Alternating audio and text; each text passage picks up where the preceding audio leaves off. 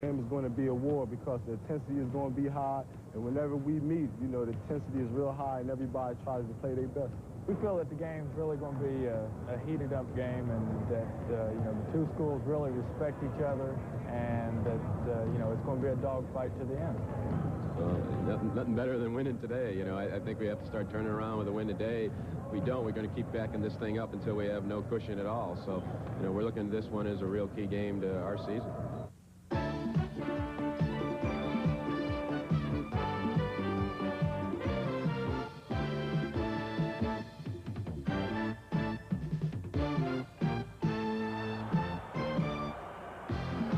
Welcome to the Rosemont Horizon, where today the 19th ranked team of the country, the Cardinals of Louisville, meet the Blue Demons of DePaul. The 5th straight year we've brought you this intersectional battle on CBS.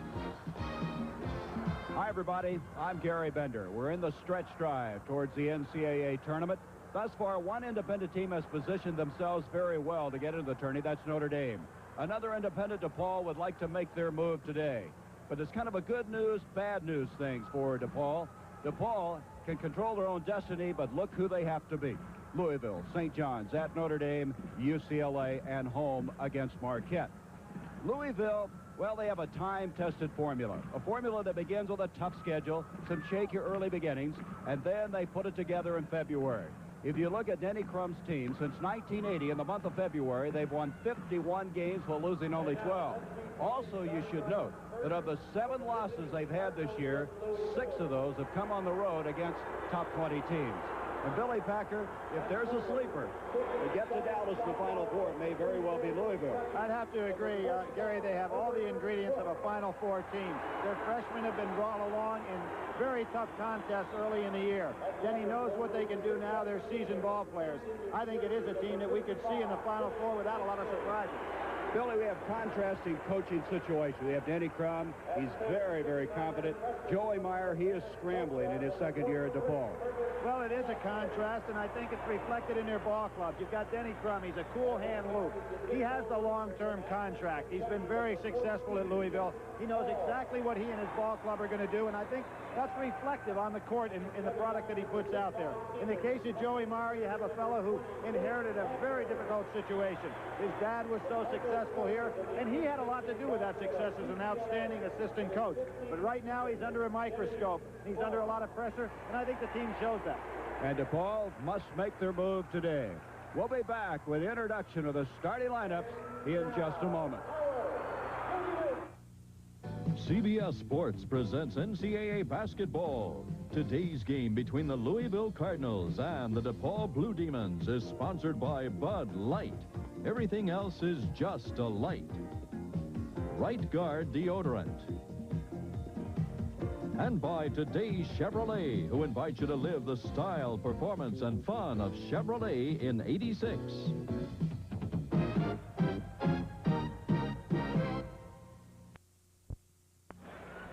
19th ranked Louisville, 17-7 against DePaul, 13-8. Let's check the starting lineups for this game. The 5th year in a row they've met here on CBS.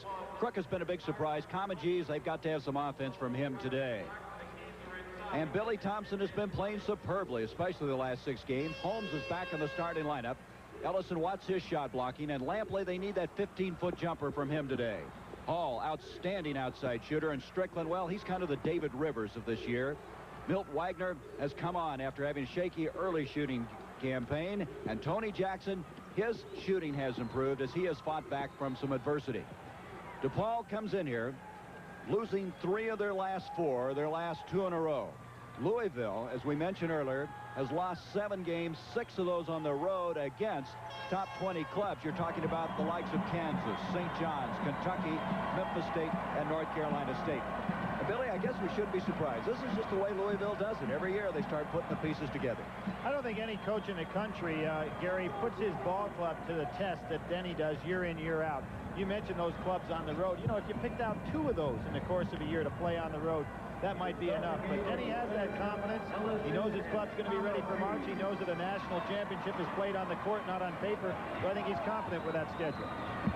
At center circle, Ellison will be going up against Dallas Comagese.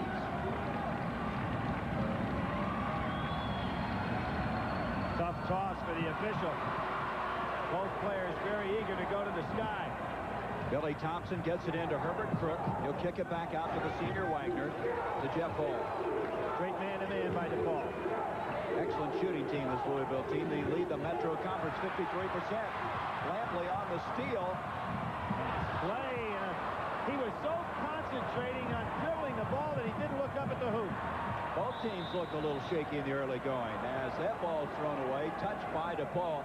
Almost traveled the ball, Billy, and then he couldn't get the ball to go. I think LeBone Lampley was kind of surprised. He wanted to give it up, but he was concentrating so much on dribbling, he never did look at the basket until it was too late.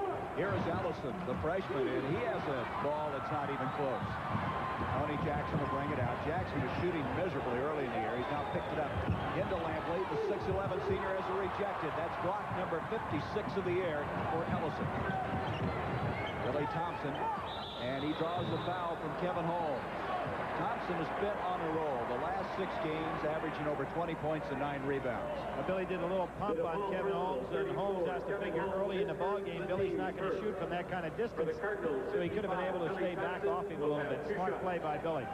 The thing you like about Billy Thompson is he was so heralded coming out of high school, struggled a little bit as a freshman, hurt as a sophomore. Now Billy kind of getting some of the recognition he deserves. Well, we've said this many times in doing Louisville games. I think people expected Billy to be something that he's really not. He's kind of a very gifted role player as opposed to a superstar that puts the big stats on the board. 6'7", out of Camden, New Jersey. He is their leading rebounder, leading scorer, and Denny Crum said to me yesterday he'll be a better pro than he is a college player. I remember Rodney McCray. He was another fellow that was a role player, very gifted. I don't think Billy is as good an all-around player as Rodney, but very similar in style in the fact that they blend in so well at all phases of the game. Here's that press that Louisville uses so effectively. This guy, Strickland's going to have to handle that through most of the game, and he is very capable of that. Another Eastern backcourt player. DePaul has had that pipeline back to the east.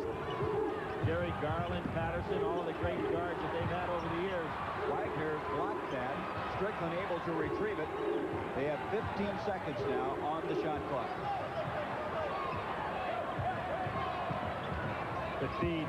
Comegys, beautiful pass by Holmes. That was excellent offensive pattern by DePaul. A good positioning by Comegys, good hands on the feet. And that's what Joey Meyer wants, is patience on offense, and they showed it very well that time. Comegys is a TV player. 4 times he's been named player of the game when he's been on national television. Milt Wagner was out all last year with a broken foot, come on so strong. They hated to lose him last year, but they're glad to have him this campaign. And there's another foul. This one will be on Lampley, reaching on Purvis Ellison. Let's go back to that pass to Comegys. High-low post. You see Comegys pinning Crook on the inside. Doesn't push off much. Good hands, and drops it right into the basket. Beautifully executed play. And one of the things that Louisville always can capitalize on, they have big guards. And normally teams have one guard that's a small guy, too small to handle the Louisville guards. But you notice there's a good matchup with Strickland out there and Jackson. They won't be taken inside very easily. They have 6'5" Wagner, 6'4" Jeff Hall. There is Hall. He gets it into Thompson. Billy Thompson makes it a 4-2 lead for Louisville. There's the 2-2-1 full court press, and then Louisville just drop back to man-to-man after they get over half court. Jackson was wide open, didn't go hard enough to the basket. Jackson followed by Holmes, and that's the reason they started Kevin Holmes. They wanted that inside board strength to get some points.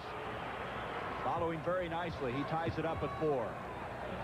Here is Crook, the big surprise this year for the Cardinals. Rebound Ellison. And Comegys had it for a moment. Here's Rod Strickland. It's funny thing about Tony Jackson, Bill, every time he shoots, he thinks it's going in, but somehow it just doesn't get in there.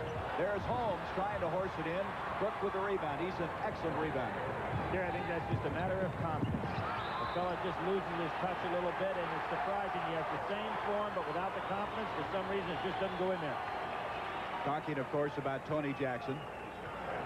Inbounding the ball will be DePaul. The turnover against Louisville, their second. 4-piece, 16:56 to go in the first half. Jeff Hall reaching in, committing the foul on Jackson. That'll be his first and the first team foul against the Cardinals. This game really hasn't gotten into sync yet. Both teams playing a little tight. I don't know why Louisville be playing tight. They have been on a roll. In the case of DePaul, this is the kind of the way they played the other night against Old Dominion. Thus far, you can see, to substantiate what Billy's saying, neither team's shooting well. Here's Jackson.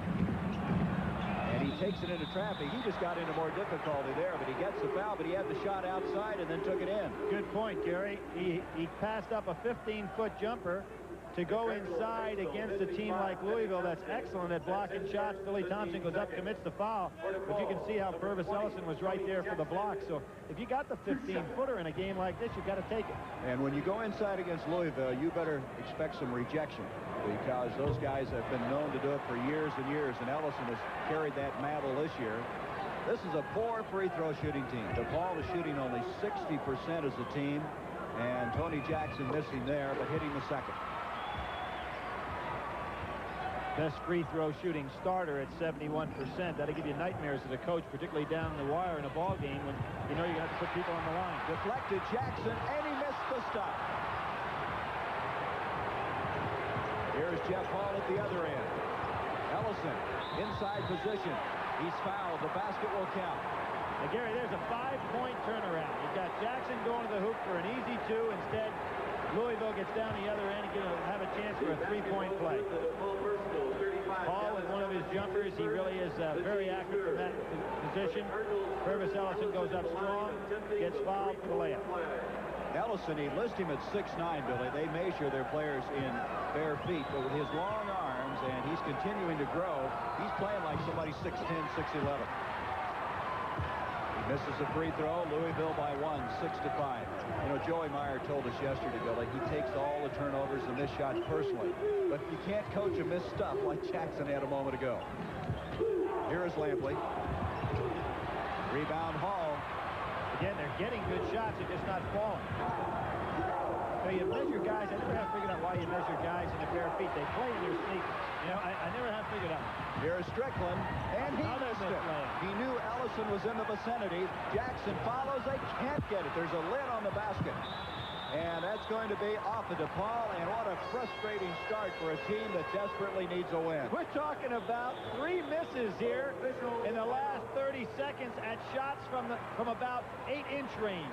This is amazing. Jackson goes up. Another tap-in doesn't go. And they lose the ball out of bounds off the foot. Well, if you're a frustrated team, that just heightens the frustration. Thus far, Louisville by 1. 6-5. Let's check some other scores now of games that have started out. Seton Hall leading Boston College. That's in the second half. Maryland playing without 3 suspended players. They are leading Clemson. Memphis State over Southern Mississippi. Kansas at home against Nebraska. Michigan, boy, that's a big lead over Iowa. And Oklahoma State leading Missouri after Missouri had upset Oklahoma the last time out. DePaul frustrated. They've hit only 2 of 11 shots, find themselves down by 1. 2 of 11 with 4 misses inside a foot. They could be in good position right now, but they're playing very tight. Thompson, the fans thought he traveled to the ball. The lean in goes, and Billy Thompson makes it 8-5 for the Cardinals. Billy came up court kind of laughing at himself because he had the wide open shot, just lost the handle.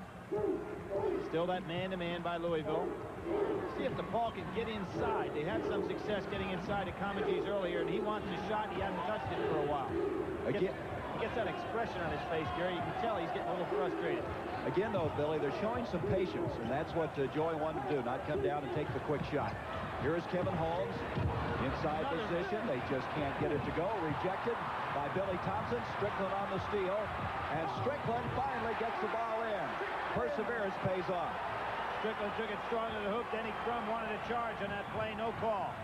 That cut the Louisville lead to 1. Sometimes, Billy, if you get over early problems like this, then you can really come on strong. All this team needs a little bit of success. They're a top 20 ball club in regard to the personnel they have on the floor right now. Thompson baseline, no place to go. Kicks it out to Wagner. And Milt Wagner, who's been shooting over 60% since a shaky early beginning, hit that one dead center. Gary, no 3-second call on that play. I think that's one thing in college basketball we're not seeing very much of. Thompson in that lane a long time not to have 3. What do you think that is? Why aren't they called? I don't know. It just doesn't seem to be a point of emphasis. Comegys tried to save it in. Miraculously, it comes out to Jackson, and Jackson then is fouled by Milt Wagner. Wagner picking up his first personal foul. Third team foul against Louisville. And now Marty Embry will come in for DePaul as Lamone Lampley will lead.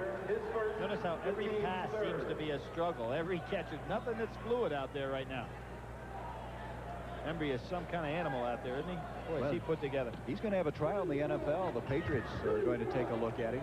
However, he wants to be a chef. He's going to go to Hampton Institute here in Chicago and become a chef if he's not an NFL player. He likes to bake. He looks like he eats pretty well. That's right. Looks like it's health food, though. He's pretty... Not a lot of fat on him. 10-7, Louisville with the lead. Again, DePaul showing that patience. Comegys trying to shake loose on the baseline. Strickland not looking to shoot much himself. Here he goes and takes it inside. That was not a good shot. Nope.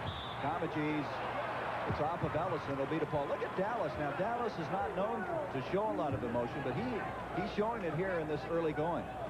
If anything, he's been too laid back. And Jackson will inbounds now for the Blue Demons into Embry, who just checked in. He takes Ellison on, he takes Thompson on, and he gets a foul. Now, the fans are asking for goaltending, but I think that ball was caught on the way up. You can see DePaul can take it on inside to Louisville. It's kind of surprising, isn't it? Embry makes a nice move, coming around with his left hand, goes up, gets fouled. Billy Thompson goes and gets a piece of the ball.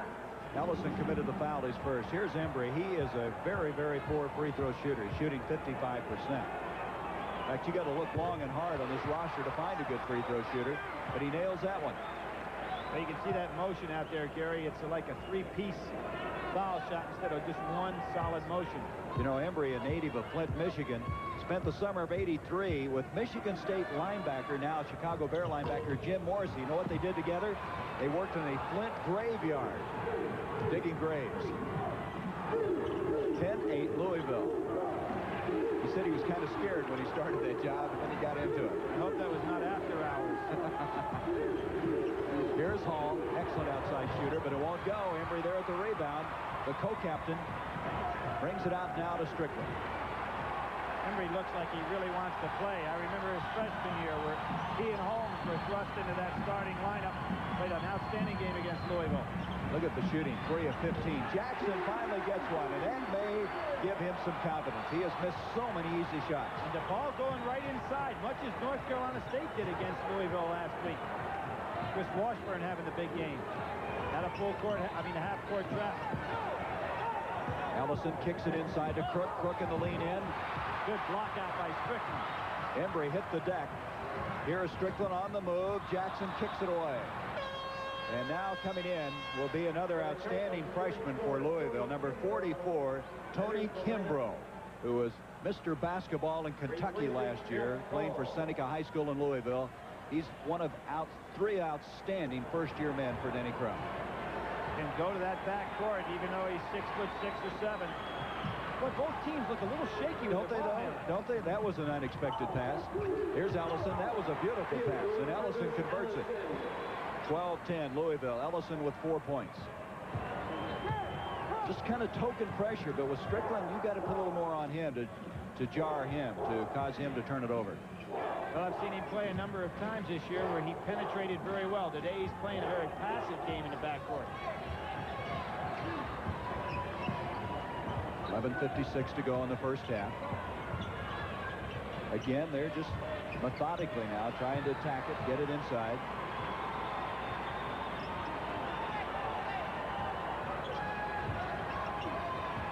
Into Holmes, blocked by Thompson. Billy, those long arms. Had 7 blocks against Virginia Tech the other night. Career high for him. And now positions himself inside and tried to kick it over to Ellison. It'll be off by Billy Thompson. DePaul will have the ball. Substitutions coming in. That's the 6th turnover. Louisville, the timeout, leads by 2. The home of the DePaul Blue Demons, the Rosemont Horizons.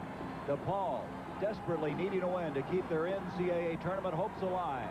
Trailing the Louisville Cardinals 12-10 with 11 minutes and 28 seconds to go in the first half. I'm Gary Bender along with Billy Packer. And here's the final. Michigan defeating Iowa 82-66. We'll have Michigan on CBS next Saturday as they will play host to the University of Alabama, Birmingham. And the man who's on the hot seat here, Joey Meyer, his team hitting only 2 of their first 11 shots, but they, with great tenacity, battled back and trail by 2. Joey really wants this ball game. It's kind of obvious. He doesn't stay on the seat very often over there, down on one knee the entire ball game. Kenny Payne is now checked in for Louisville, another one of the outstanding freshmen. And Terrence Green, a freshman for DePaul, is in the line. Comegys on the double pump. He got it over Ellison and in and tied it up. It's not easy to shoot over Ellison. No, Wagner almost turned the ball over in a dribble. This is Kimbrough. Off to his fellow freshman, Kenny Payne. Payne out of Laurel, Mississippi. And there's a foul on Terrence Green. Green, a freshman out of Flint. Next week, we mentioned Michigan. 10th ranked will go against Gene Bartow's Blazers at 2 o'clock Eastern here, the first game of a doubleheader, and then Oklahoma against Duke. And then on Sunday, we'll continue, and what a game this should be, Georgetown against Syracuse in the Big East confrontation. Another weekend of top 20 teams. Milt Wagner into Ellison. Comegys had a hand on it. Marty Emery had it for a moment. Payne shot partially blocked. Goes out of bounds. It'll be Louisville's basketball. Gary, I'm really surprised at Louisville's performance so far in this game. They came into the game on a roll. They're playing as tight as is DePaul. Neither team able to get rolling. Milt Wagner now has hit 2 in a row. And that's where you look to try to get loosened up a little bit, is go to one of your seniors. Wagner, Billy Thompson having to carry that load, and maybe Holmes and Embry can do something for DePaul to get him uncranked here. Wagner's been in those pressure situations as a freshman and sophomore. He played in the Final Four. There's a foul away from the ball. It's going to be Kimbrough against Comegys on the inside. The game is being very tightly refereed. That's the first foul on Kimbrough. Look at Memphis State. Denny Krug feels that Memphis State is a better ball club than last year's team that had Keith Lee. And now Boston College has tied up that one. Illinois with a big win earlier this week against Northwestern, leading Wisconsin. There's Holmes with a left-handed shot. Left-handed shot. He had probably anticipated the block, moved it over the other hand. Good move on the inside. Looks like that was a good starting move by Joey Meyer to get Holmes in there. Kansas building their lead over the Cornhuskers. 5th tie of the game now at 14. And boy, this game is being closely officiated. Touch fouls being called all over the court. That's Comegys guilty of the foul. His second. Hey, Gary, what we have another split crew today. 2 Big Ten officials and 1 Metro official. We had last week on our Vegas game against Memphis State. We had a split crew there also. We've had this year in our Marquette, North Carolina, where North Carolina brought all 3 ACC officials. So quite a bit of difference in the way the games are called. You don't like the split crew? No, I really don't. I think that puts a lot of pressure on the officials. Thompson gets it out to Wagner. Milt not getting it, but look at that follow by Kimbrough. Impressive to say the least. Tony Kimbrough at 6'7". What a front line they're going to have with Ellison, Kimbrough, and Payne. They'll all be sophomores next year. And they've already recruited a 7-footer out of the city of Louisville. Belton Spencer, 7'1" is what they've listed him. Louisville by 2. 9:28 to go in the first half. One thing you do have to admire, the club is playing under control. Yes, they are. Their execution has not been there, but they have not gotten frustrated to the point they've gotten out of their offense. Holmes looking to the cutter, gives it to Comegys. He backs Kimbrough in. Baseline Embry, and he retrieves it. There's now 7 seconds on the shot clock. And we're going to have a foul, and it's going to go on Milt Wagner. And Wagner now has 2. There was a case where Milt was kind of out of position defensively and had to start reaching. Anytime you use their hands instead of your feet, you're in trouble. Okay, that's the 16th foul. Coming up from Montreal, Matthew Hilton, Wilfred Benitez, and then the World Figure Skating Championships preview. That's immediately following the conclusion of this game. Hey, let's give our buddy Gil Clancy some credit. Last week he predicted that KO by Arguello about 2 seconds before Arguello unloaded on Costello. Debbie Thomas will be interviewed, the outstanding figure skater. U.S. champion, also Tiffany Chen. So if you're a figure skating enthusiast, that'll be a show you want to be with. 16-14, Louisville by 2. There's the steal by Strickland. Good move. Green. Great move. Two freshmen working together very nicely there. That's got to help Green. He has been struggling. He is shooting miserably from the field, 39%. So take a high percentage shot. Might get you started. And that showed good team play right there.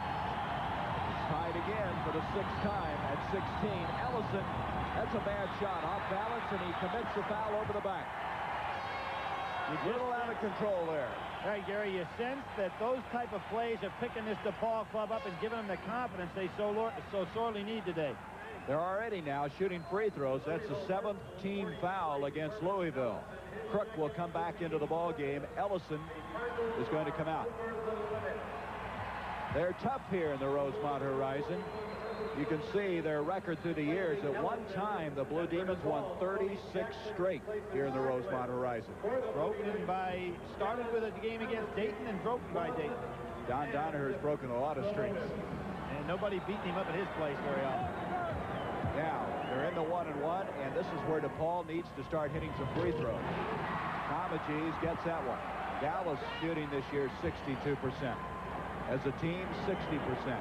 You know, there's a lot of thought, Billy, about free throw shooting. Maybe you make too much emphasis on it. Larry Brown in Kansas, sometimes he feels that you know how to shoot free throws early, you don't learn to shoot them at all.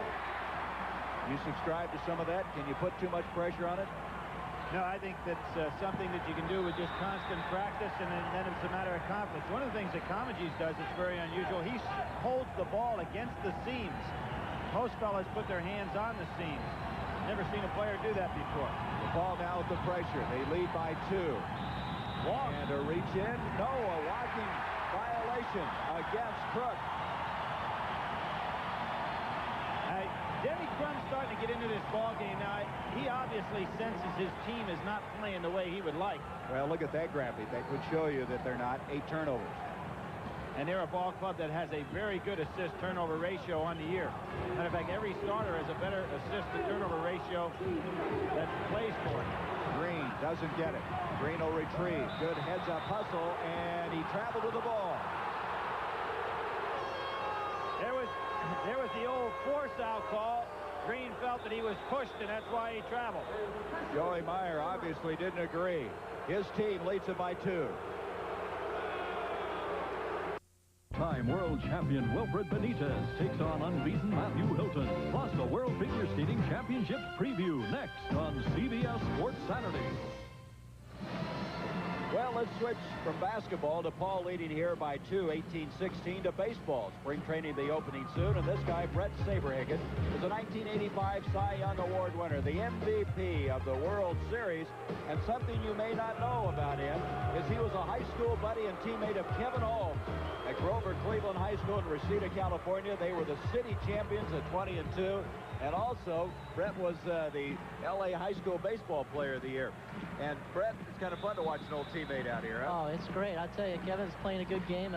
He hasn't started in a while, and I'm glad that he got to start today. Well, congratulations. You won your arbitration hearing. Oh. Brett's he's staying up with a ball game with us, huh? Yeah, arbitration went well. I found out yesterday afternoon that I did indeed win, and it was something that both cases were presented extremely well, and I was kind of nervous whether it was going to go my way or not. Do you still play some basketball? Every once in a while. We're not supposed to play that much or any kind of physical. You get out with the guys once in a while and play, but nothing too extreme. Listen, thanks for coming by. Notice you have a DePaul sweatshirt on. You're pulling for Kevin. I'm behind him 100%. Thank you. Thank you for having me. All right, here's a guy who had an outstanding year. The Royals, of course, the world's champions of baseball. Let's go back now to this game. 18-16. DePaul leading by 2. Kimbrough picking up the foul while we were talking to Brett. His second personal foul. Again, Gary, team's still a little shaky in regard to ball handling. Marty Emery a while ago hit a couple. Let's see if he can do it again in a 1-on-1 situation. Analyze his free throw shooting here, Billy. Why wouldn't he be a good free throw shooter? Well, he's a very powerful individual, but you notice that his motion is not smooth. It's like 3 parts. He gets it up to his chest, then he takes it up to his eye level, then he has a release point.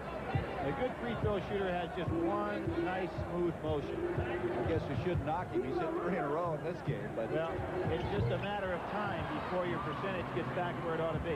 Talking about shooting, how about that Larry Bird show that he put in? That's one of the greatest athletic feats that I've seen in sports, what he did in that three-point shot range. When he took his warm-up jacket off, you knew he was serious. It was all competitor coming out at that point. Quite a show. DePaul now leads by 19-16, their biggest lead of the game, with 7:13 to go, and right now they've got to be very pleased the way this game is going. In the lineup right now is Stanley Grundy, number 23 for the Blue Demons. And they went into the zone. Of course, Jeff Hall, the zone buster from the corner. When Hall was coming off the bench as a ball player, you can remember he was given that shot a great deal as a substitute. He doesn't get that shot very often now as a starter. Terrence Green gained a lot of playing time in this game, even though he's been struggling, not shooting well. Out to Embry. Jackson wide open. And Jackson was open, deflected by Crook. Jackson tried to change the shot. That's Embry on the follow. Marty Embry, and they are getting second shots, and that was one of the keys that Joey Meyer was looking at today. Again, Jackson putting up a shot that looked like it'd be right there and just coming right off the rim. He just doesn't have that confidence to go with his shooting touch. And it goes to Herbert Crook against Comagese. He changed the shot and buried it anyway. Crook has surprised a lot of people jumping into that starting lineup, giving a solid performance each and every game. Well, they're going to need him even more because Mark McSwain, one of their alternate people at that spot, is out with a knee injury. May not be back the rest of the year. Here's the break. Out to Crook. That's the first time they've been able to kick it down the floor and get a majority break going. And now they've taken the lead. Joey Meyer doesn't like that development. He has called for a timeout. 5:49 to go in the first half. DePaul desperately needing a win. For the third straight year, they appear to be on a collision course for the NBA title. The Celtics and the Lakers tomorrow on CBS Sports.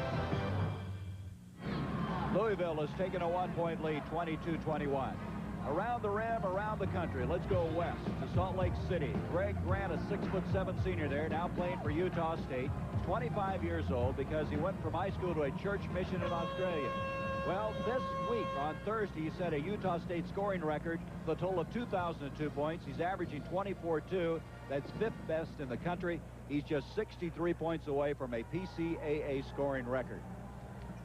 Gary, there were the scoring leaders in the nation. Scott Skiles now moving up to number 2, and although he hasn't been seen on national TV, to my knowledge, I really think there's a fellow that has to be considered as the player of the year in the nation. I mean, what he has been doing in the Big Ten is just absolutely amazing for a man his size.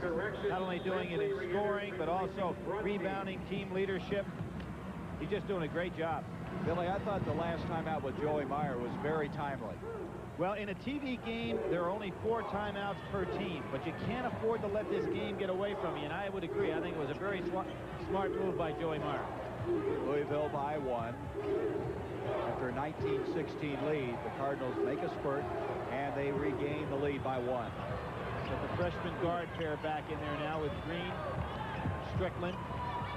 Evan Holmes, tough shot. He's fouled by Billy Thompson. Thompson got a hand on him. That's his second. Now Tony Jackson will come back in, and Lampley will leave for DePaul. Thompson with his second foul. There's Jackson. Gary, I think he's going to take Green out and leave Lampley in. You know, Green's going out, so Jackson will move in the backcourt. There comes Lampley back. He thought he was coming out. So Green will come out, and Lampley will stay in. You can see now Clemson, after a shaky early going now, is taking the lead. Baxter and Johnson and Bias are not playing in that game for Charles Drizel. You can see that score at 28. The score was 28-26 the last time it was flashed up, so that's 20-2 Clemson outscored Maryland. Boy, that's a low-scoring game, isn't it? Second half. And, of course, at Nebraska, Dave Hoppin, who was averaging 22 a game, was the number 21 leading scorer in the nation, is out for the season with that knee injury. Tough Severe knee injury. They're concerned he'll be ready next year. There's a steal attempt by Holmes. It's even at 22 again. Thompson, again, a little off balance. Widener rejected by Lampley, and we have a foul inside. Now, that should be a technical foul. That should be a technical foul. Good call, delayed call by Jim Bain, But there's no question that Billy Thompson had to know that the whistle had blown on that one. This is a good call by the official. Now, the ruling here is, we'll see the shot going up by Milt Wagner. Gets it rejected by Lamone Lampley. Battling on the inside. Good job by Ellis. Now, Billy Thompson gets knocked down here. He's annoyed. Now, he knows that the foul's been called at this point. If, in the official's mind, his dunk took place in a point where he couldn't possibly have known the whistle was blown, then it's not a technical. But that one obviously was. Billy was frustrated. And then he added to his frustration by slamming the ball down on the floor. So what it amounts to is Lampley commits the foul, and then you're going to have the technical against Billy Thompson. Let's see who's going to shoot the free throw. For DePaul, it would have to be Tony Jackson, you would assume, if you look at the statistics. Well, what you have here is a situation where Louisville was not in the 1-1. Okay, so it was not in the act of shooting, so they don't get to shoot anything. DePaul's going to get the technical and the ball out of bounds. I don't know what the crowd's booing for. DePaul came out of this in pretty good shape. Denny Crum said he felt that and Jackson at 71% can't hit it. Boy, that's painful, isn't it? It is utter frustration as Jackson not able to get it to go. It's a subtle thing, Billy. You can come out, it's like playing golf or playing basketball. You don't really believe it's going to happen. Sometimes it just doesn't. And I get the feeling Tony doesn't think it's going to go in. Well, you know, the thing that's tough if you're Joey Meyer, he's the leading percentage guy you've got at 71%. You can't look to somebody else to put it up. It's even at 22. Just inside 5 minutes to go in the first half. Reach in on Thompson. Thompson batted it out, but Strickland out in front now, operating on Jeff Hall. Trying to go inside again, and there it is. Holmes, Ellison in his face, but it didn't bother him. And Kevin Holmes had a strong game. He has 7 points. Louisville having a hard time defending the interior. Here's Ellison. Jackson on the steal. 10 turnovers against Louisville. Hall is able to knock it out of bounds. There, if you're Jackson, you're coming down on a break. Lampley's filling the lane. If you're Jackson, you want to take the middle of the lane and not make Lampley have to handle the ball. He's not really good in the open court area. Well, we saw that at the start of the game. Sure. You make sure that the only time Lampley touches it is when he can go right up to the basket. Ball by 2, trying to build that lead. Jackson inside, behind it was stripped away. Lampley on the retrieve. Rebound Jackson, and we're going to have another foul, and this one's on Crook. Louisville picking up a lot of fouls on the follows, on the second attempts. Boy, this is always something special to watch. Daytona 500, the technology that they use, the cameras in the cars, they give you such insights, and that's live tomorrow, 12 o'clock Eastern. We hope you'll join us for the coverage of the finish of the 28th Daytona 500. Jackson at the line. People take a deep breath, Billy. People agony for him. It's amazing. People holding their breath. He starts shaking his head as the ball was in the air. It's just a matter of confidence. They've been in the 1-on-1 a long time, but not able to really utilize that free throw situation. They've been in it 9.5 minutes, and there's a nice sweeping hook that time by Crook. Crook got good offensive position that time. Kevin Holmes, a good defensive player, but Crook was able to go ahead and get him on the hip.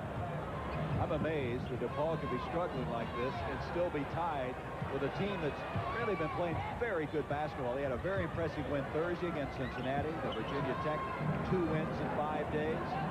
Defense back way inside. There's Jackson trying to get a better shot, and he gets called for walking. Crowd now getting on Jackson a little bit. I think he's coming out as Terrence Green will come in for him. Now, Gary, you have to remember this Horizon crowd has been used since DePaul moved out here. They have been used to nothing but top 10 performances and great players like Mark Aguirre and Cummings and the like. And they're frustrated, too. You can just sense it in the air. Ball baseline to Thompson, stripped away. Crook on the retrieve, and he's fouled. Let's check some scores while they sort this one out. Oklahoma State leading Missouri. That is a surprise, even though it's played in Stillwater. The last foul was on Kevin Holmes, the second. Illinois, their lead cut some by the Badgers of Wisconsin. And Clemson now with a 60-49 lead over Maryland. At the line is Crook. Gary, that big 8 is hard to figure. Missouri was putting a whomping on Oklahoma the other night. And that was after they had gotten whopped by Kansas earlier. Kansas and Oklahoma, both in the top 10. Very impressive. Now Comagese will come in for Holmes. I thought Joey Myers starting at Kevin Holmes was a gem for him today. It's really helped this ball club. He has been in the starting lineup at times from his freshman year on. A lot of experience. He started the first 14 and then hadn't started for 6 games. That press, 2-2-1 full court. Might be what Louisville has to do to get their club rolling. You get the feeling the tempo just isn't to their liking. 26-24, the Cardinals with 3 minutes to go in the first half. Notice they're backing things way in now. Forcing DePaul to put something up from the outside. Playing a little junk defense here. Boxing one on Strickland. Strickland, I thought you made a good point, really hasn't been that big a factor in this game thus far. I think he has to look offensively a little bit more to either put up a shot or penetrate, draw somebody on him. There's the leading scorers. Holmes is 7, Cook with 8. Now right now, DePaul hasn't figured out the defense that's been playing on. They better hurry. They got 3 seconds on the shot clock. Beautiful play by Green. Good penetration. That's what I was talking about Strickland. He can penetrate inside. He's not looking to do it. Green took up the slack. First 2 points for Lampley in the game. Ties it up again. For Denny Crum, you have to be a little nervous now because the longer you keep the ball in the game, the more their spirits are going to pick up. You want to try to go for that knockout blow. And they're not getting it. That's not a knockout blow. Denny Crum wasn't looking for that. Here we see that little... Hall was playing a little boxing one. Green goes right down the middle with his penetration. Good dish off at the end. When in doubt, penetrate, huh? Let's see if we can figure out this defense now. Hall is playing against Strickland man-to-man. I can't tell what the other fellows are doing because DePaul's not sending any cutters through. There's a traveling call against Lampley. 5 turnovers against the Blue Demons. When you go up against an oddball defense, you've got to send some cutters through that defense to find out how they're going to react. And what's happening for DePaul, they're all standing still, so it plays right into Louisville's hands. Ball goes 2-1-2 full court, a half-court zone right now. Milt Wagner's the man.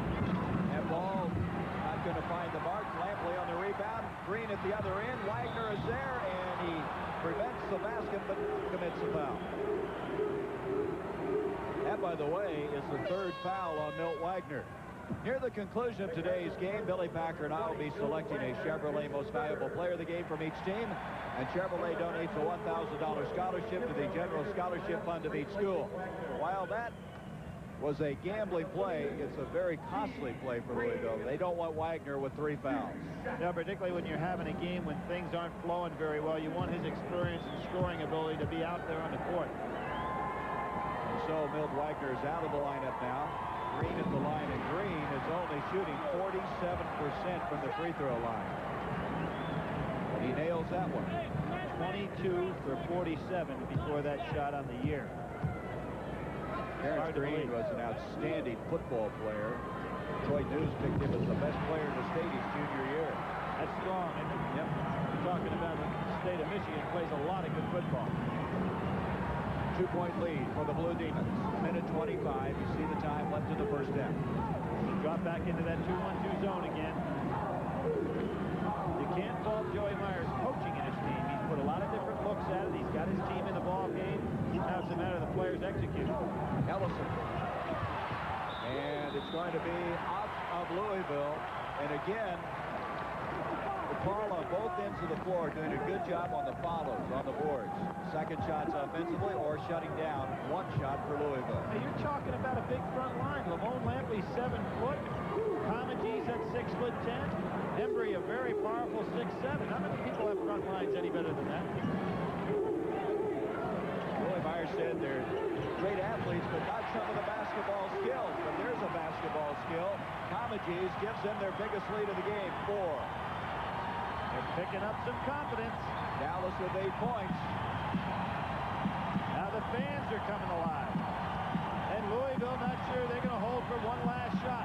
You know, Denny Crum's in, I don't want this margin to get spread any further. My team has not played well throughout the first half, and he'd just like to go in no more than 4 down. Interestingly enough, the shot clock and the game clock are the exact same, winding down now to 17.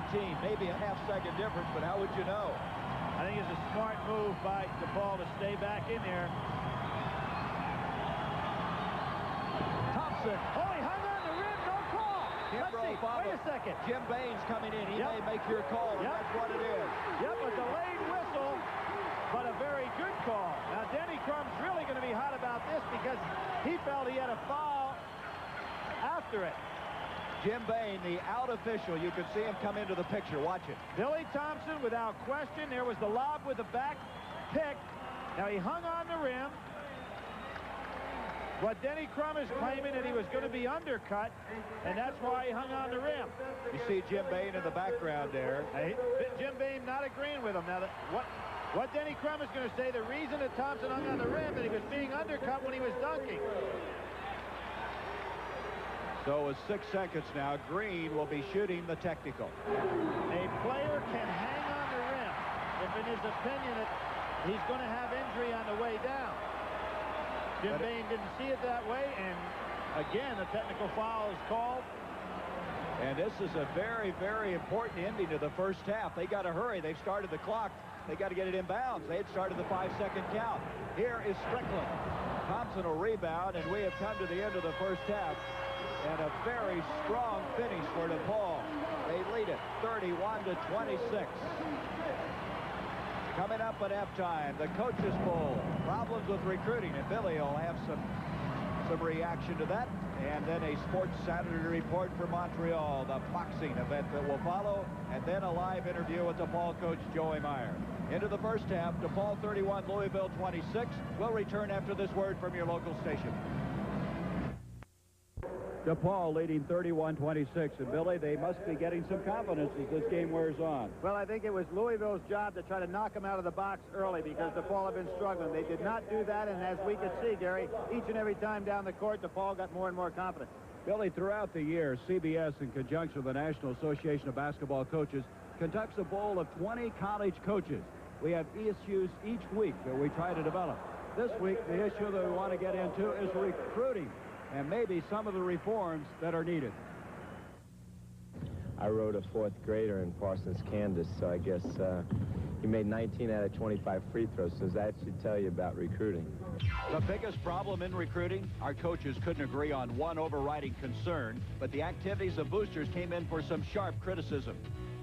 I think we should eliminate alumni recruiting, booster recruiting completely, no contact on or off campus, and let the coaches be totally responsible for the recruiting. I mean, it doesn't take a whole lot of intelligence to figure out that you recruited this poor kid from an urban situation. All of a sudden he's wearing great threads and he's driving a car. That something happened. Should freshmen be eligible? Until 1972, they were not allowed to play varsity ball. As for going back to the old rule, the coaches were almost equally divided. If you were to go back to freshmen being ineligible, you would have to increase the number of scholarships, and I frankly don't think that'll happen. I would much prefer to have the freshmen come in, participate in a freshman program, get his feet wet athletically and academically and socially, and then have those 3 years to participate at the varsity level.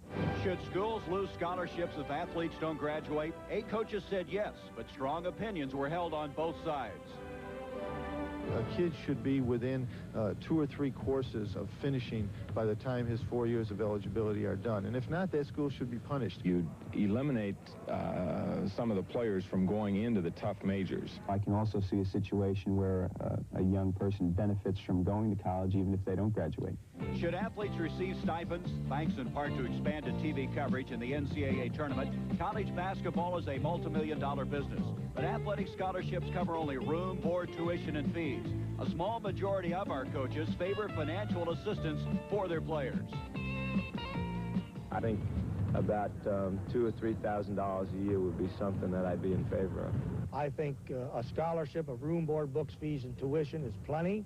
If players need additional money, let them go out and work in the summertime for it. Is there a solution? College basketball is a great sport, but it is a sport that right now doesn't have a simple answer to the complex problem of recruiting violations. The administrators are going to have to quit hiring and firing based on strictly the win-loss. Billy, you have some thoughts.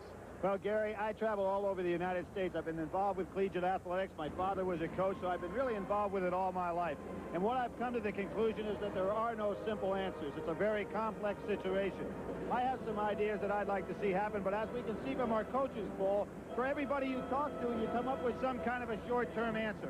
I don't think that's in the cards. What I'd like to see is them to table legislation for a year. Put in no new rules. They had 110 rules were put before the Congress in January. Let's just table all legislation for a while. Suspend all investigation for 1 year to take away the innuendos and the accusations that are being made throughout the country right now. And then immediately start on each and every campus in the United States self-study programs. Now, the president's voted that you should have a self-study of your athletic program once every 5 years. I think they ought to have it starting right now. It ought to be a program that they start immediately and involving coaches, academic advisors, present and former players, academic advisors, and college presidents, and also give an opportunity for the coaches to get their input as to what the forum should be for collegiate athletics on each and every campus. Very well done, Mr. Packer. 31-26. We'll be back in a moment. DePaul by 5 at halftime. Immediately following the conclusion of this game on Sports Saturday, a 10-round super welterweight bout. Let's go to Montreal and Tim Ryan. Today, CBS Sports Saturday will take you to picturesque Montreal, Canada. It's a city well known for that grand old family of hockey, the Montreal Canadiens. Now, there is another first family in Montreal, the Fighting Hiltons. Like their dad who trains them, the boys have all grown up to be boxers. And Matthew Hilton has emerged as a star. He is unbeaten in 19 bouts with 15 knockouts. And at the Paul Sauvé Arena, he'll have a partisan hometown crowd cheering him on in his toughest test to date. Wilfred Benitez, one of only 8 men to have earned 3 world championships. Last week on CBS Sports Sunday, you saw Alexis Arguello continue his quest to win an unprecedented 4th world title. And now, it's Benitez who finds himself at a similar crossroads. Live from Montreal, it's the elusive veteran Wilfred Benitez against hard-hitting young Matthew Hilton. Also, you'll meet America's new figure skating queen, Debbie Thomas, who will duel Katarina Witt of East Germany at next month's World Figure Skating Championships. Debbie joins our John Tesh live later today on CBS Sports Saturday. Okay, Tim, thank you. That's coming up following our game here. DePaul surprisingly leading at the halfway point. Well, DePaul with a good first half, and with me, the second-year coach for the Blue Demons, Joey Meyer. Joey, it's been a puzzling team. You and I were talking yesterday. Either your talent was overrated or you're not doing a good job in coaching. I tell you, there's a lot of people that say I'm not doing a good job, but, you know, the chemistry just hasn't fit together. I think we played a good first half tonight, and those are the kind of things we have to do. We're patient, we're rebounding well. If we play like this, we're capable of being a tournament team. Joey, in all honesty, you followed a legend who is your father, Ray, and there's been so much said about it. What are your feelings now as you reflect in the second year?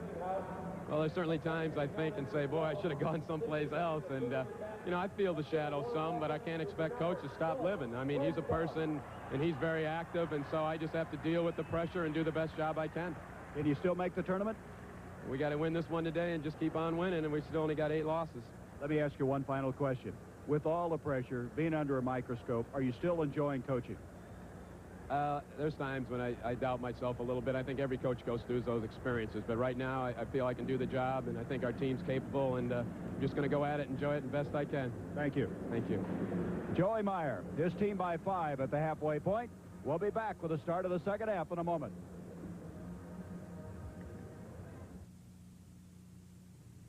Today's game between the Louisville Cardinals and the DePaul Blue Demons is sponsored by Team Xerox. The right products and right people all working together. Allstate. For home, auto, business, health, and life, you're in good hands with Allstate. And by Mazda Cars and Trucks. The more you look, the more you like Mazda value.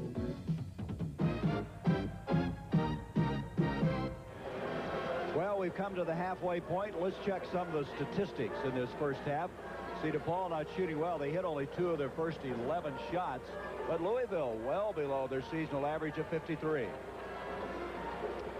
Gary, here we have turnovers. This is really shocking because Louisville starters had 106 more assists than turnovers coming into today's game, but you can see they're really turning it over. And then points off of turnovers, all in the favor of DePaul.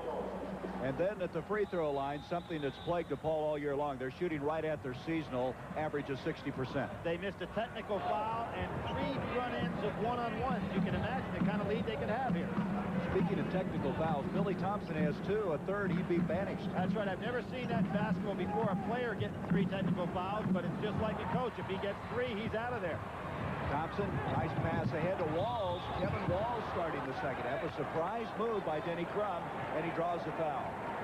Kevin Walls, the Camden connection right there. Thompson to Walls. Walls a little disgruntled. There you can see the record for DePaul. Joey, as I said, not on the hot seat. He never sits down on that bench, but Walls a little disgruntled midway through the season. Is starting to get a little more playing time. Everybody knows that he was the leading scorer in the nation as a high school senior. Scored 81 points in one game. He is the 3rd member of that Camden connection. Billy Thompson, Milt Wagner, and this man Walls. He was out all of last year because of a knee injury. And he doesn't get any free throw, and Comegys with a powerful rebound. 31-26. DePaul coming in here, losing 2 in a row, 3 of their last 4, and they'd like to turn it around today. 4 of the 10 players out there right now are freshmen. Lampley, they gave him the shot, but he was a little hesitant, and as an end result, it's an air ball. There you go, that confidence level again, Gary. Not a good smooth flow. Seton Hall beating Boston College in overtime. Gary Williams' team has really been struggling. And Clemson defeating Maryland again. Jeff Baxter, John Johnson, and Lynn Bias were not playing. Memphis State beating Southern Mississippi. We'll change the defense now. They showed the zone, but they're actually in a man-to-man. Here's Walls. He's not a great jumper. He's more of a penetrator. Here is the move by Crook. That is a fine play by Herbert Crook. 10 points. First man to hit double figures for Louisville. A solid player all year long. Crook's averaging over 11 a game. Solid off the boards, almost 6 a game. Couldn't ask for more of a role player. And then that same starting 5 all year long, Louisville has. But in the second half, Walls has began as Wagner with 3 fouls doesn't start the second half. Jeff Ball, Strickland on the foul, also protecting him. And will they give him 2? It should be intentional 2. Should be an intentional 2 right here. He's in the act of shooting. No question it's an intentional, and they should get the ball out of bounds. Kansas beating Nebraska. And Michigan thumped Iowa convincingly, 82-66. We have a timeout. 18:24 to go. DePaul has lost 2 points to their lead. Tournament dark horse Alabama Birmingham visits powerful Michigan. Then it's Oklahoma against highly ranked Duke next Saturday on CBS Sports. Okay, in my opinion, this was an intentional foul. You're going to see Hall break into the basket. Strickland has no chance to go for the block. He pulls him down from the back to make sure that he doesn't score. The official looked upon it as not intentional, and therefore Hall will go to the line with 2 shots, but Louisville will not get the ball out of bounds. During that timeout, of course, Denny Crum didn't agree.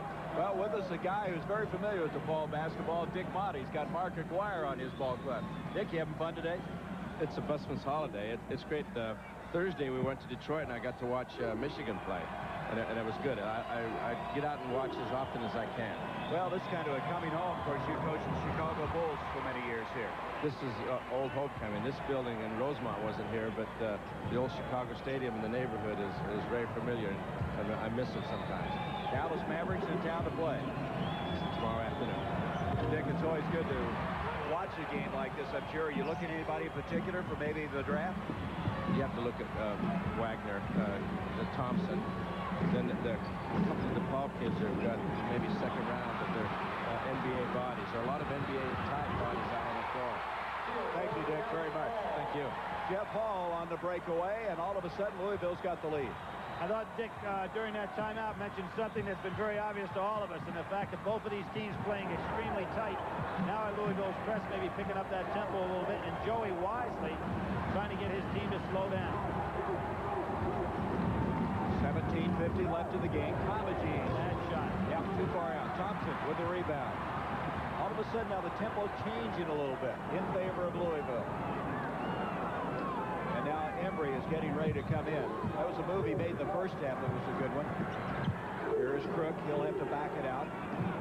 Walls playing. Wagner on the bench with 3 fouls, protecting him in the early going of the second half. Good flash into the pivot by Crook. Thompson with a shot that really isn't the kind of shot he wants to take. I'm surprised Billy Thompson didn't hit Crook that time because it was wide open inside. Comagene puts it down on the floor, loses it. Crook with a good steal. 3-on-1 break. Kevin Walls.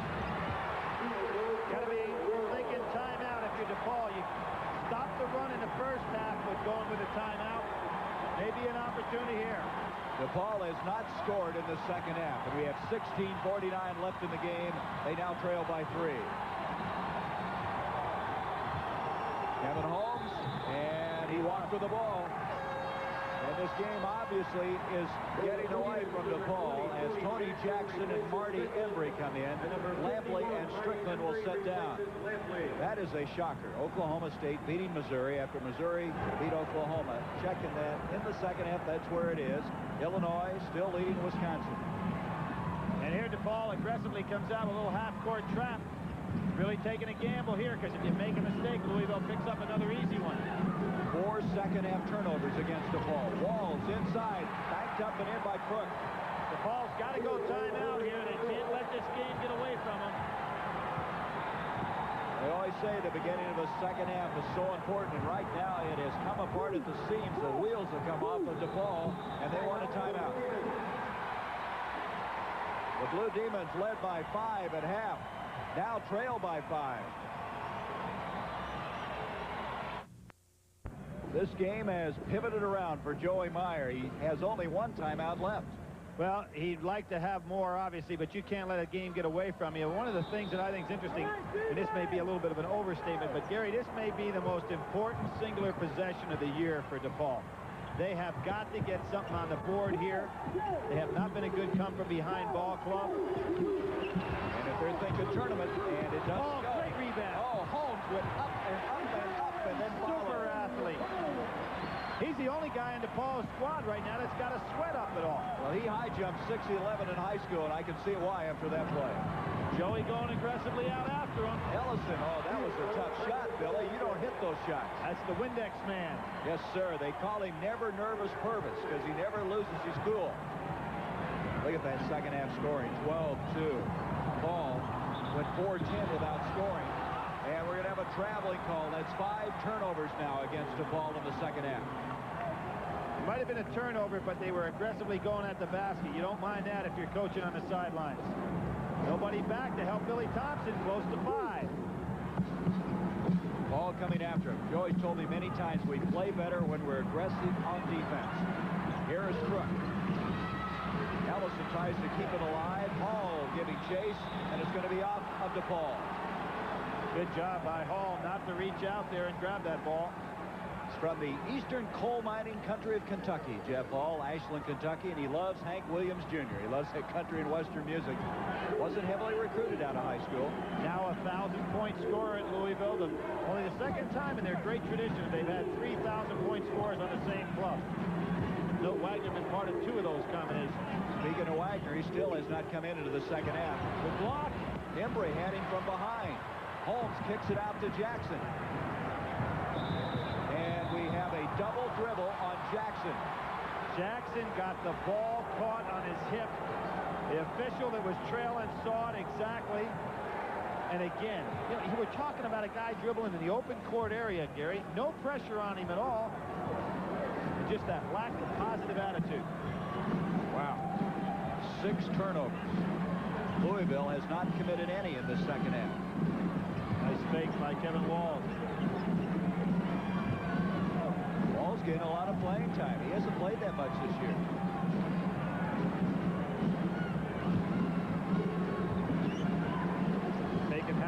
off the shot clock. Good pick by Ellison. Ball's off to Hall. Baseline, and nice effort by Holmes. Holmes playing tough, trying to bring this team back. Saw that rebound follow a while ago. 5 seconds on the shot clock, and he buried it. He buried it. Good presence of mind by Kevin Walls to get that ball to the shooter. It was almost a steal by Walls. Denny Crum said that Jeff Hall has matured into a complete player, and what a very, very tough shot that was. And he gave Louisville their biggest lead of the game, 40-33. Comegys blocked. Thompson picked up the foul. Billy Thompson commits his third. And now Rod Strickland will come back into the ball game. I'm surprised, Billy, that Strickland has not been more of a factor in this game. As he goes, this team has been going all year long. Exactly. You're talking about the guy, the leading scorer on the club, been an outstanding leader, has 110 assists on the year. You don't get that by playing passively. Now, he was sick the other day. I was going to mention that. He had a flu, stomach problem, but he played yesterday, practiced okay. No indication he was going to be suspect at all. And another missed free throw. Thus far, DePaul is 9 of 16 from the stripe. It's a 6-point game with 13 and a half left. Good job by Billy Thompson, throwing right over the press. Ellison, a good ball handler for a big man.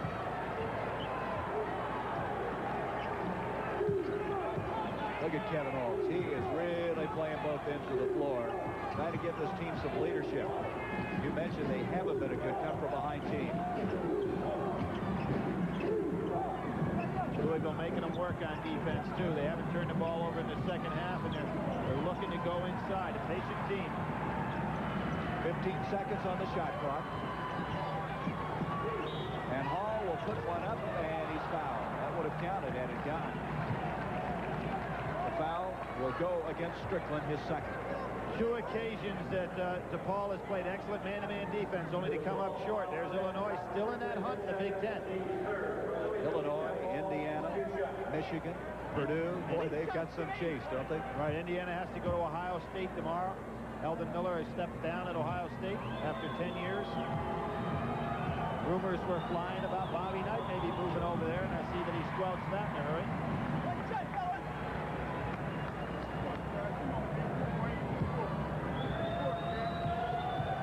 You saw how effective Hall has been from the free throw line. 35 of the last 38. He nails both of those. He has 10 points. 42-34. Louisville. Strickland under pressure. Deflected. They're going to have to hurry to get it across, and they do. Artie Embry, and Embry traveled to the ball. That's twice, Gary, and now you get down to that situation is Embry needs to be at the end of the pass, not trying to create something. And what's putting that pressure on him is that Strickland's not handling the ball very often. It's been that kind of year to Paul. During a visit to Dayton 2 weeks ago, roommates Kevin Golden and Andy Laux, that you see here at a mix-up. Golden placed his contact lens in a glass of solution next to the beds. Laux awakened in the middle of the night thirsty. You know what he did? He proceeded to drink the glass containing Golden's contacts. I've heard about eyes in the back of your head. Those guys are going to have 20/20 hindsight. Unbelievable. Where did you get that? I'm going to have to give Larry Cavallina some credit there. They weren't speaking to each other, by the way, the second day. I don't blame him. He's lucky he didn't get something in his throat. That foul was on Holmes, his third foul, correction, as now Crook will inbounds for Louisville. Milt Wagner now has come into the ball game. So with the 3 fouls in the first half, Denny Crum elected not to start him in the second half. Thompson now has taken a breather as Kimbrough has also come in. So without Wagner, they made their move. Good job by Kevin Walls, although he didn't have a lot on the board. Did a good solid job. Jeff Hall looking to put up that jumper now. Ellison doing a good job off the boards.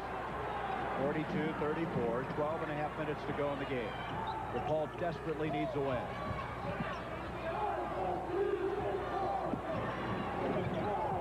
They're surrounding that zone. Jackson coming way out.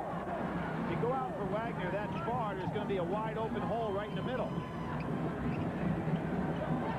Here is Kimbrough, the freshman. Rebound, Crook. Boy, he pushed off and got away with it.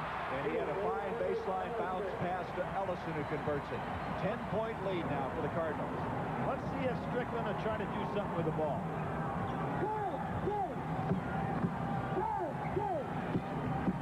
Comegys, soft shot. He's not taking it up strong. Embry tries to save it off, saves it to Holmes instead. And Kevin Holmes buries it.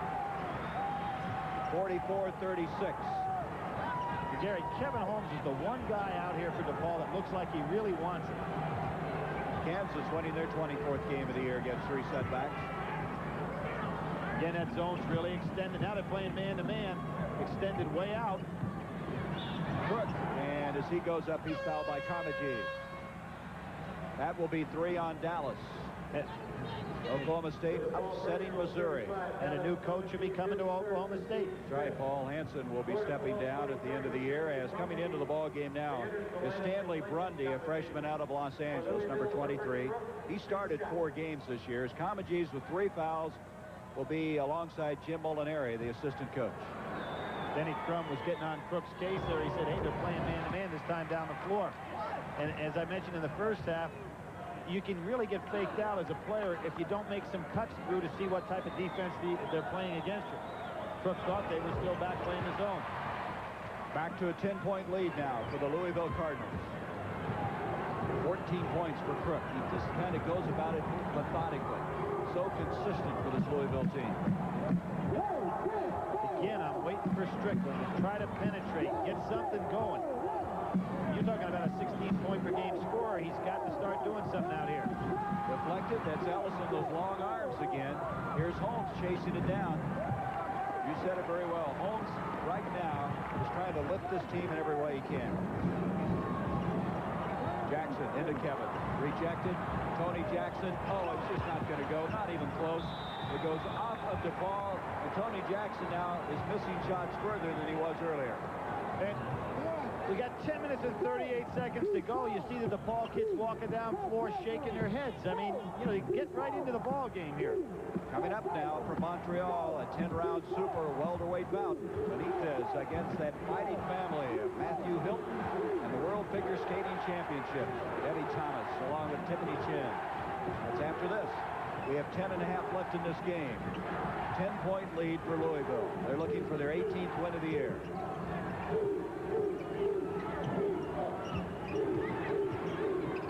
What balance this Louisville team has. All 5 starters in double figures for the year. All 5 shooting over 50%.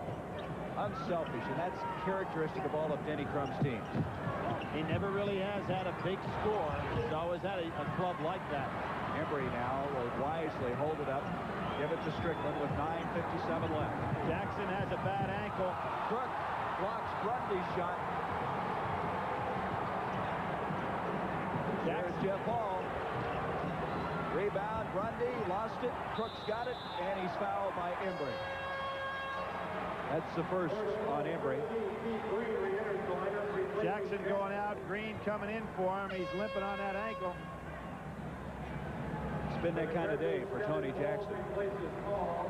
There's Terrence Green who's checked in. By the way, Tony Jackson is engaged to Willie McCovey's daughter. Willie, of course, will be inducted into the Baseball Hall of Fame.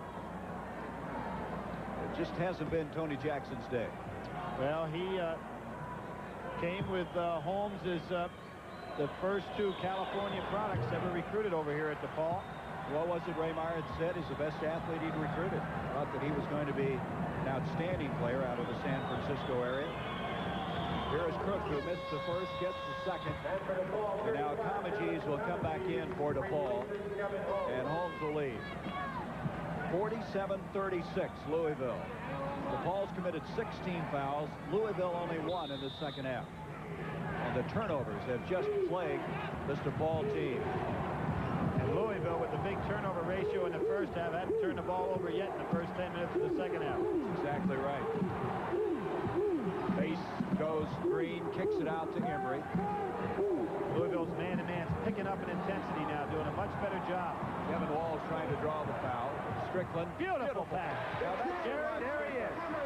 There's the guy we've been waiting for all day. We're talking about a guy that was looked upon as maybe the best freshman guard in the country this year.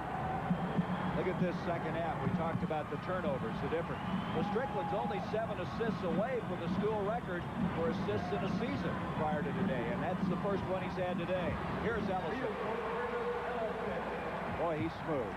Purvis Ellison out of Savannah, Georgia. 49-38. Well, they can't just exchange baskets now, Billy. They got to start swinging it their way a little bit. Speaking of DePaul, into Comagese, Ellison reaching around, committing the foul. Billy Thompson will come back in. Crook will leave. Ellison committing his third foul. Second team foul against Louisville. Here's Billy, and here's Crook. There's a man that's really done a fine job, because when Louisville was struggling in the first half, Crook was still giving him a solid performance. They do not have Mark McSwain here. He's down with a knee injury. May not come back this year. That was a very big move by Comagese, 13 points. You talk about what frustrates the fans here at DePaul when they see plays like Strickland had a few seconds ago, and what Comagese did there. You wonder why it doesn't happen all the time. That may be the biggest problem with this team, is Comagese hasn't become the franchise player they thought he would. Here comes DePaul now, trailing by 9. They could cut it to 7. Comagese, he's fouled. Billy Thompson committing the foul. That's 4 on Thompson. Well, Milt Wagner, they were in a bad situation, because Milt and Billy both have 3 fouls on them, so either one would have to pick up the 4th. Milt gets all ball. Billy hits him with a hip. You know, getting back, as you look at Thompson this 4th, Dallas, they thought, was going to be that kind of player. A guy that would carry your ball club. It hasn't happened. It may not be there, Billy, but you got to realize people thought that he could carry Joey Meyer's team and carry him big. Right. He came off the bench as a freshman, scored 11 points a game, and had some signs of absolute brilliance during his freshman year. But the sophomore year rolls around, he's still at 11 points a game, and you wonder, when is he going to become the superstar that he shows signs of being? He has 14 points. There's a big rebound. Embry kicks it out, and now they can climb closer. They trail 49-41. A little earmark now of a comeback, and there is a foul on Comagese, and is that costly? A pushing foul, his 4th. And that is the 17th foul. Louisville will be shooting free throws. You talk about a devastating foul as far as DePaul is concerned. Well, Joey Meyer just looking down right there. He put his hands on top of his head. You can see the frustration that's going through that young man. They make a big rebound on the missed free throw, and they get a foul away from the ball. Coming up next, of course, Benitez and Hilton for Montreal on Sports Saturday as Ellison goes to the line. He has 10 and now 11 points. Purvis Ellison, without question, All-American caliber before he gets out of Louisville. Well, what about Kimbrough? They say the same thing about Tony Kimbrough, who is another freshman. And Kenny Payne, the impact he'll have.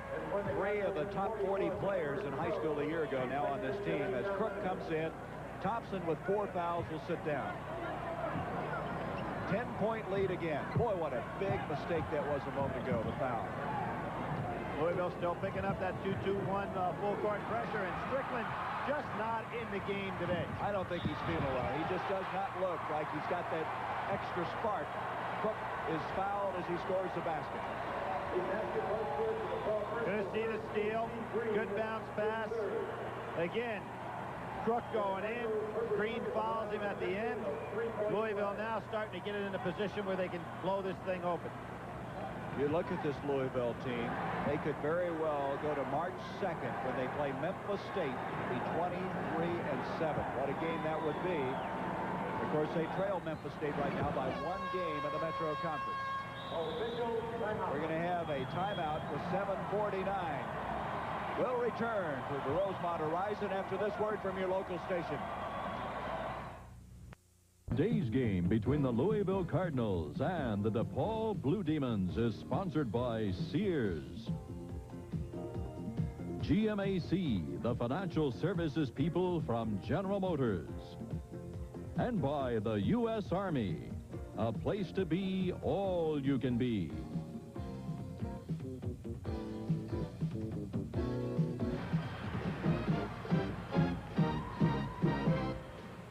We have 7:49 left. Here's a guy who really ignited DePaul fans. Mark Aguirre now with the Dallas Mavericks alongside his coach Dick Motta. I wonder, he was something, wasn't he? Hey, I'm kind of shocked they're sitting side by side. They've had some runs against each other this year. Maybe those are the only tickets available. I tell you, Mark is a super guy and a great talent and one of the great con men of all time. And Dick Motta's been around a while, so he's hearing it all. Here's Strickland in trouble again. This time he gets it off the Comedies. Dallas inside, and he's fouled. I like the way Dallas has taken the ball to the hoop. That's the 4th foul now against Ellison.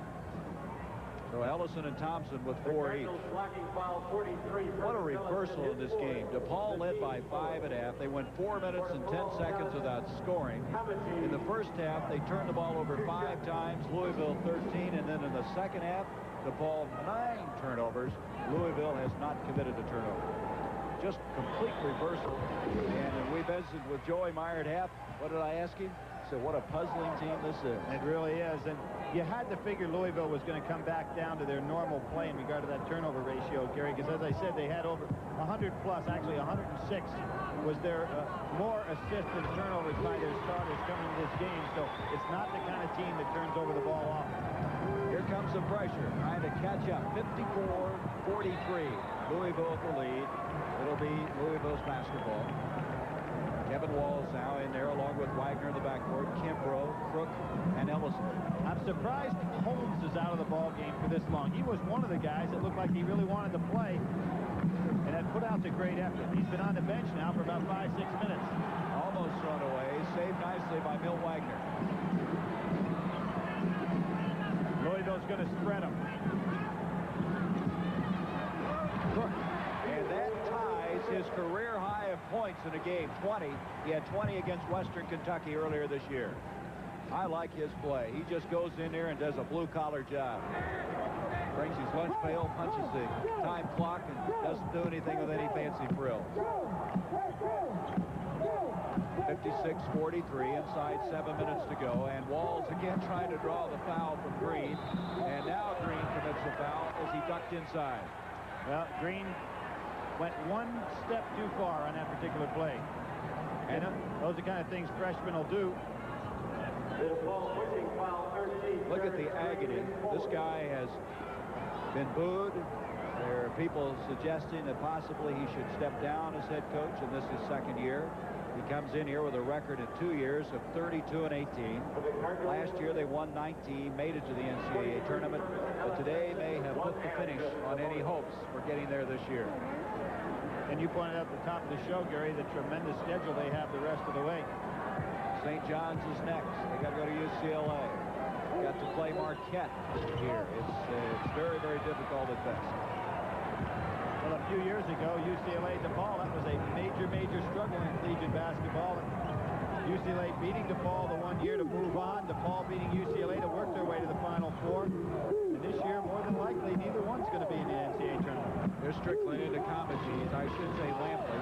Rebound Ellison. And it's stripped away by Green, and Ellison is fouled out of the ball game. Trying to retrieve, Purvis Ellison commits his 5th. Well, Green showing you how strong he is on the inside.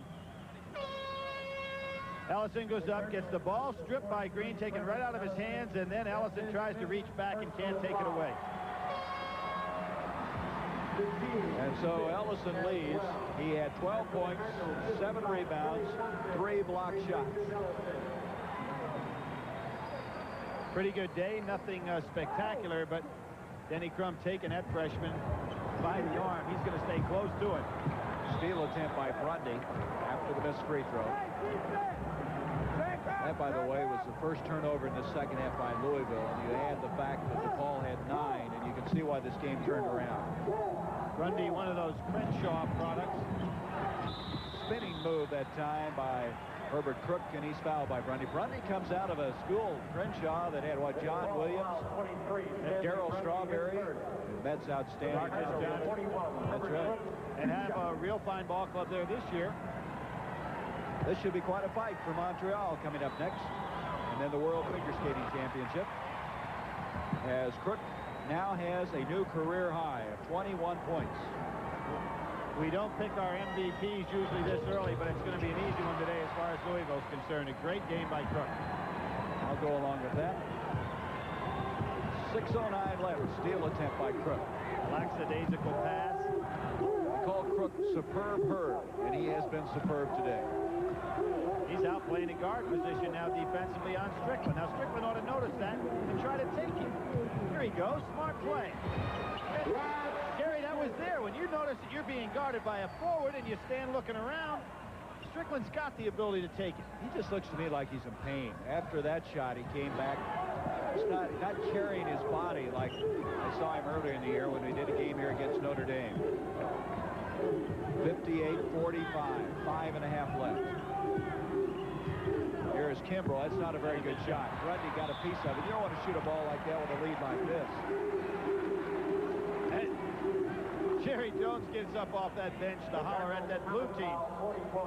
Denny Crum's going to let Kimbrell know right now that that's not what he expects at Louisville. He's giving him a mathematical lesson. He says, we're leading now 58-45 with 5:24. Don't shoot the ball like that.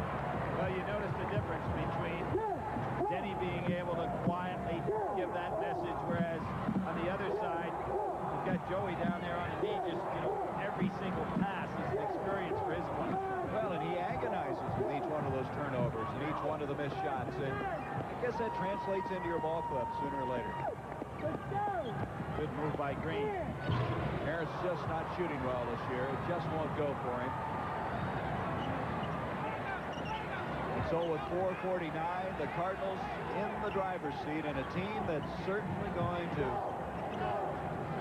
I think, grab the attention of the entire NCAA tournament field before this is all over. It's an over and back, and so they will give it to DePaul. This is always a war. The Celtics and Lakers, rematch of that championship series. We talked about Larry Bird and what he's doing. How about Kareem? Kareem's having a great year again. Last night when I watched that Celtic game, they won in overtime against Portland. Jack Ramsey, who's got to be one of the smartest fellows in basketball on any level, said Larry Bird may be the greatest clutch player of all time. That's quite a statement. He is a competitor. Denny Crum tried to recruit him. He said, I'm not going to Louisville, but he and Denny got out there in a shooting drill. Bird buried every shot. They never did come to Louisville. Great shot by Comegys on the inside. I didn't mention to Denny yesterday when he was talking about that, but that's illegal recruiting. That was a workout. You can't go out and shoot against a player you're recruiting. Well, forget I said anything about that, will you? I didn't want to bring it up. He's out of bounds. You can get into your reforms again. You can start all over it, Billy. Oh, yeah. NC State got put on probation because they had David Thompson working out. Now, if you couldn't tell David Thompson was a player, that is the absurdity of the whole situation. I mean, you don't need to see if Larry Bird can shoot jump shots. Okay, we set it up here now. Thompson will inbounds at the 4:01 mark. 58-47, the Cardinals. I guess the statute of limitations has run out on Larry Bird's recruitment. So I hope it is on Denny, too. I'm starting to worry now. I may have gotten him in trouble. Here is Billy Thompson. Rebound Holmes. And you mentioned Holmes, why he wasn't in there earlier, because he's been making rebounds like that all game long. Foul will go against Crook. That'll be his third. 1-1 now, 17 foul. Denny Crum's not happy, and I see why. He thinks they're shooting too quickly. His team leads. The third straight year, they appear to be on a collision course for the NBA title. The Celtics and the Lakers, tomorrow on CBS Sports. The Golden Boy, Paul Hornung from Notre Dame and the Packers. He'll be inducted into Pro Football's Hall of Fame. And, he played on that basketball team at Notre Dame. Did you know he played basketball? They must have been weak during those years. When you got to give football players Heisman Trophy winners over in your basketball team, they probably played with helmets on in Notre Dame in those years. Here is Milwanger, rejected by Holmes. And that's the way Holmes has been playing. He hasn't quit. Strickland. Green got it off to Holmes, but Green was lucky to keep that ball in play. And Joey Meyer asking his team to pick up full court. 58-49. They cut it to 9. Strickland bats it out of bounds. 3:19 left. Denny Crum is still trying to get his team to use a little better judgment offensively. Well, I think his team fell asleep. They had that working margin, and that's when you let the defense make the mistakes coming after you to get the easy baskets. They put it up and made it easy for the defense by taking bad shots. That's what that timeout was all about. Now they wheel it around. They want DePaul to make the mistake and end up with something nice and easy under the basket. 15 seconds on the shot clock. You see just inside 3 minutes left. There it is. Crook again. What a game he is having. And that was good coaching by Denny Crum. Calls the timeout and said, fellas, this is not the way we bury somebody. DePaul eventually had to make the move. When they did, hands wide open. Crook with 24 points. Ken Strickland now has to work against that clock. Got to penetrate. Oh, now look at that pass. Did you see him wind that one around his body to Lampley? He draws the foul. I didn't know an arm could do that, the way he got that hooked around. Well, I've seen him play on a number of occasions. He's a very talented backcourt player. Obviously has the stats. We're talking about a guy that this year has been off to a terrific start. Leading scorer in the club with 14 a game. He's got 110 assists, 49 steals, but we didn't see that player out here today. Well, we saw Paul Horning a while ago. His alma mater just having an outstanding year. A week ago, we had a game against Syracuse on CBS, and they won. Chicago State, 19-6. Nicknamed the Loopsters. Oh, now wait a minute. It's the Cougars. Oh, Chicago Loopsters, I thought. Here comes Thompson. Crook. 26 points for Crook. You've got to take a chance if you're DePaul and press full court. It's going to leave something open. Louisville attacked beautifully. He is 9 of 14 from the field, rejected, and that's going to be an offensive foul on Green, and Green is fouled out. That's twice. He's ducked inside and been called for charging. I don't think Joey Meyer realized his player is fouled out of the ballgame. Now, Joey wants to work the officials a little bit, and he's over there and probably saying, hey, guys, we're on national TV, and let's get this thing together. Who called the timeout? I don't know. No, I don't know. Now, Joey, what he's going to do is he now realizes that Green fouled out. He's going to get the man in there, and he used that 30 seconds to get the man in to have a little an easy timeout that he didn't get charged for. Nice move. Andy Laux is checked in. Well, to get back to my point, I'm sure Joey's saying, hey, wait a minute, we're getting embarrassed here. Let's don't give up on this thing and let it just be a complete blowout. And right now, Strickland reaching around, committing the foul. A 1-and-1 will send Walls to the line. 3 fouls on Strickland. Boy, you saw that Aguayo-Costello fight last week. Today, we could have a very, very similar type of affair as Hilton goes against Benitez in Montreal. We'll be joining there immediately after this one's over. Big fight weekend. Yes, sir. A lot of good fights going on. And there's Jackson with his ankle, socks off, tape off. It doesn't look to me like he had his ankle taped to start off with. Very unusual. Walls hits both of them. Let's talk about Louisville a little bit, Billy. You know, Denny has said that this is one of the finest shooting teams he's had. He's got a veteran mixed with some young freshmen. Well, one of the things about Louisville, I don't think they had, particularly in the first half, they did not have a good game, but their defense was consistent, and they stayed in the ballgame. The second half, they played much better. But I don't think he can be satisfied with the performance today. But when you go on the road, beat a club like DePaul in the Horizon, you're in pretty good shape. That foul goes on Crook, his 4th. I thought Dick Motta said it well when we were over here, that he'd never seen Louisville this tight before. And I can't explain it either. They've played on national TV now for 5 straight weekends. Maybe the 5 games in 10 days. Tired? Does that bring it out in you sometime? That's a possibility. Ramon Lampley makes it a 64-51 game. Lampley with 4 points. Jeff Hall on the move. Here's Kimbrough. You believe they have been 51-12 since 1980, that championship year in the month of February? Well, you find the good programs are strong in February. We talked about Georgetown, Indiana. You think of the big-name teams, they get it rolling at the end of the year and start getting ready for that tournament.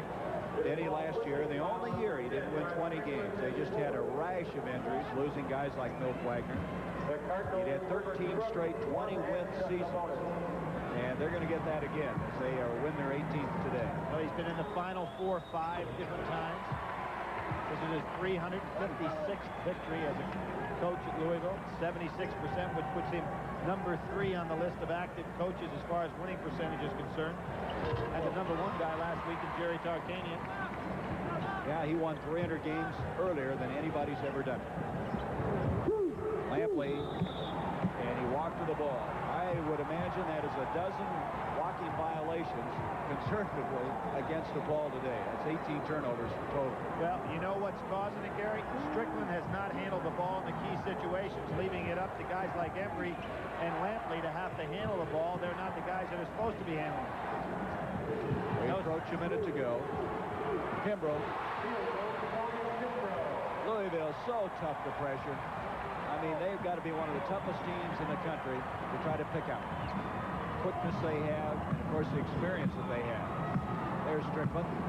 Showing he can handle it. Yep. Comagese, another power move, and Dallas has shown me something. He's had some flashes of brilliance. 20 points for Dallas. He might be our MVP on that side of the picture, huh? Well, how about Holmes? Yeah, you might have to go with that. He did have, even though his stats are not that impressive, he made some really impressive rebounds. 5 fouls now on Rod Strickland, who fouls out of the game. There's Dallas. Out of Philadelphia, Roman Catholic High School. Notre Dame has a player from there, too, this year, Mark Stevenson, who's starting at guard. So Strickland had a dismal day. He's fouled out as Brumby will come into the picture. 4 points. He only took 5 shots. Went to the foul line 1 time. Fouled out of the ball game. You're talking about a guy that's their leading scorer on the year, and somebody in a game like today you'd expect to take over and put on a show. Kenny Payne has come in. That was an intentional foul. 2 free throws coming now for Kevin Walls. And knocked the ball out of bounds. I think people sometimes realize that, right, he has to be in the act of shooting, he has to miss the shot to get the ball out of bounds. 70-53. It's hard to remember that DePaul led at halftime by 5. And we're in good position. It was not an accidental lead. They had controlled the game. They had the patience. Good second shots. The tempo was in their corner. And all of a sudden, they didn't score for 4 minutes and 10 seconds, and it got away from them. Walls on to break down the floor. Then he's got to be pleased with how he's contributed. The other thing that DePaul has to start worrying about now is the crowd. You know, the enthusiasm for your program. You know, people just are not used to losing here, and it's starting to drain away from them a little bit. Well, this game wasn't sold out, and in the past, you could get a ticket for this series, and attendance has dropped off. For 3 seconds, Holmes not able to get it, and we have come to the end. As Louisville with an impressive come-from-behind victory. 72-53. The Cardinals continue their move to Dallas. 19th ranked Louisville defeating DePaul 72-53. The Chevrolet most valuable players of the game. For Louisville, Herbert Crook. He had 28 points, a career high, 9 of 14 from the field, 10 of 11 from the line, also 9 rebounds. For DePaul, Kevin Holmes, 13 points, 6 rebounds. A check in the amount of $1,000 will be donated to each college's general scholarship fund to further assist qualified students in all chosen academic fields. So Louisville continuing on, now 18-7 with this win.